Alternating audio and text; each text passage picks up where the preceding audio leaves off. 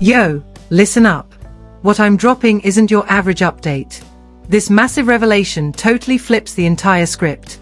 Something just leaked that nobody anticipated. Trust me, it shatters everything we thought regarding the Ashlee Jenae case and that shady Zanzibar night. Joe McCann finally crawled out from the darkness. No, this isn't just spicy rumors. This is a full-blown confession. The kind he's been dodging, denying, and burying for weeks. But now he's talking, and what he's admitting is sending tremors through this whole mess. For once, Joe isn't hiding behind silence, lawyers, or scripted PR. He's speaking his truth, owning the moves he previously claimed never happened. What he spilled, nobody saw coming, especially not from him. This isn't just a twist. This is the climax. The moment where the narrative collapses, where the truth starts bleeding out, and where justice for Ashlee Jenae and her crushed family finally feels attainable. People have been screaming for answers since day one, and now we're staring at them. So, let's dissect this mess.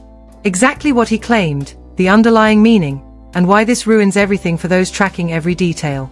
After weeks of ghosting responsibility and dodging any real heat, Joe suddenly resurfaces, loudly. He drops a confession that isn't vague, filtered, or drafted by some legal team. This is raw, blunt, and terrifyingly specific. He admits to the crimes he personally executed, choices he deliberately made, and the fallout he can't outrun. He openly confesses to orchestrating a professional cover-up. Beyond that, he reveals how he conspired with resort workers to invent a fake story, specifically designed to gaslight everyone about what went down. But it gets worse. He admits to strategically spreading toxic lies about Ashlee, trashing her memory to deflect heat from himself. He acknowledges ghosting her grieving family, leaving them clueless during their darkest hours. Then comes the real reason: financial ruin. He explains it clearly, exposing the greed and logic behind his spiral. On top of that, he confesses to multiple organized attempts to kill the case, actively working to sabotage any probe that could reveal the truth. When you actually digest what he's claiming, when those words hit, you realize this isn't just another post. This is the moment everything shatters. The truth, hidden for months, is finally screaming for air. His first big admission.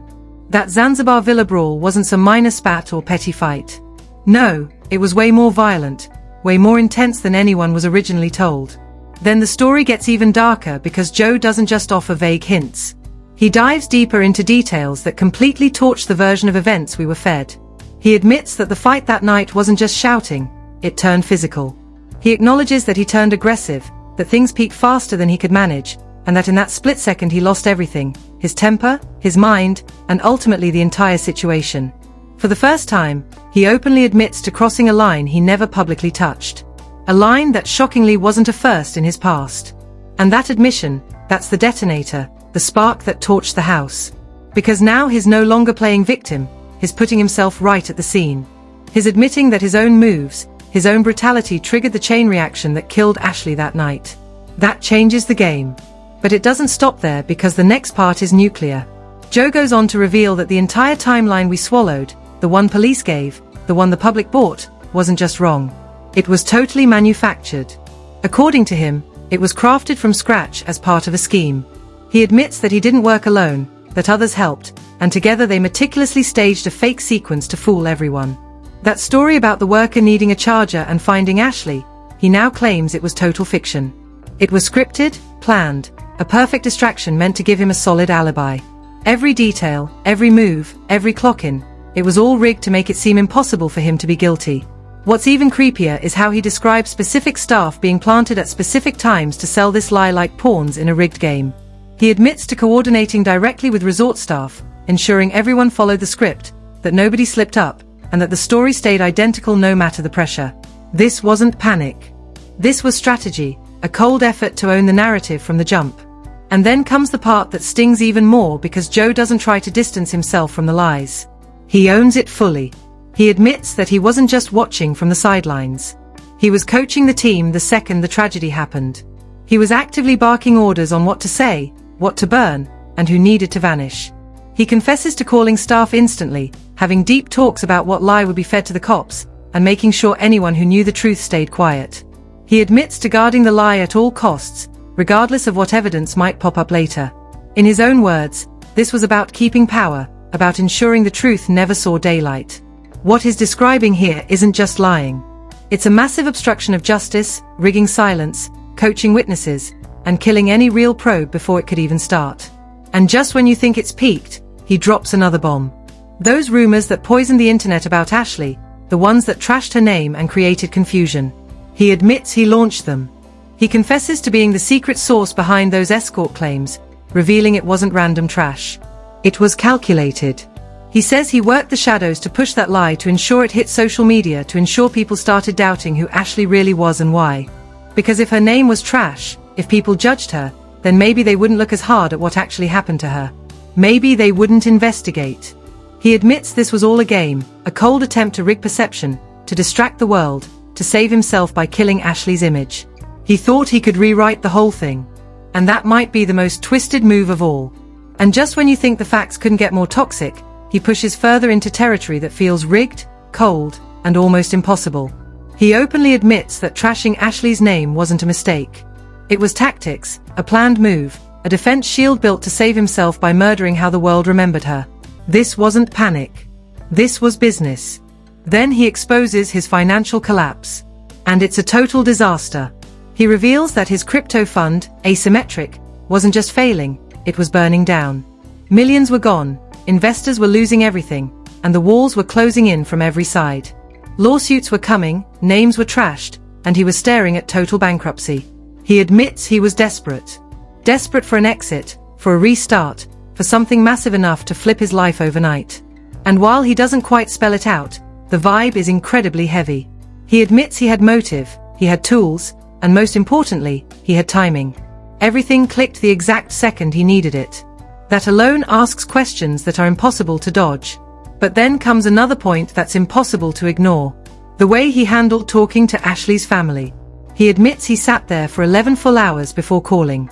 11 hours of ghosting while her family had no idea what was happening. And when he finally dialed, he admits he lied. He was vague, shady, hiding the real truth that any family would be dying to know in a crisis. He confesses that during those vital hours, his goal wasn't helping Ashlee or updating her family. It was saving himself, spinning the scene, buying time. He admits his silence wasn't shock. It was cold strategy. And when you hear that, it sparks one major question. Would an innocent man ever move like that? Then the confession turns even more chilling because he starts discussing the autopsy. He admits he knew the truth. He knew exactly what the doctors found regarding the cause of death. And not only that, he was part of the meeting about what to do with that data. He confesses that those findings were hidden from the public and even from Ashlee's own blood. He admits that the PR story didn't match what the autopsy actually proved, that the truth was buried, because if it leaked, it would end him. He acknowledges his role in keeping that truth silenced, in stopping it from ever going viral. That's not just a secret, that's a cover-up at the top level. And then, as if building a full profile of his own character, he begins admitting to a pattern, a past that paints a much darker reality.